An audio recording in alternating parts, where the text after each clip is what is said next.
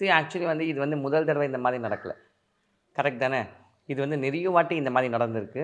ஒரு வாட்டியும் வந்து ஏதாவது ஒரு பிரச்சனை வந்து அவர்கிட்ட போகும்போது ஒண்ணு செத்து போயிட சொல்லுவாரு. இல்ல வேற ஏதாவது பிரச்சனை சொல்லும்போது, அவர் திடீர்னு வந்து பூதாகாரமா வெளிய வருவாரு. வெளிய வந்து இல்ல நான் நல்லா தான் இருக்கிறேன். நான் உயிரோட தான் இருக்கிறேன். சொல்லிட்டு நாம எல்லாம் நினைச்சுக்கணும் அவர நாம வருத்தி எடுக்கிறோன்னு. ஆனா எல்லாம் முடிஞ்ச பிறகு அவர் நம்மள வருத்தி எடுத்துன்னு போயின்னே இருப்பாரு.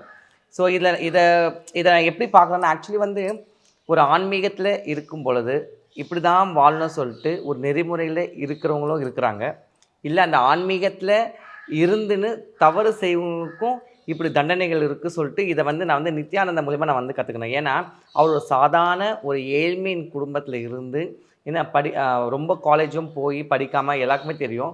ஒரு ஒரு ஏதோ ஒரு ஞானத்தின் அந்த அண்ணாமலையாரோட பாதத்தில இருந்ததால, அவர் திருவண்ணாமலையில இருந்ததால, அந்த அண்ணாமலையோட அனுக்கிரகத்தால ஒரு சாதாரண ஆள் கூட எப்பேர்ப்பட்ட வித்தைக்கும் வித்தைக்கெல்லாம் வித்தை ஞானத்த பெறுவாங்க சொல்லிட்டு, நித்யானந்தாவே ஒரு எக்ஸாம்பிளா இருந்தாரு ஒரு காலத்தில.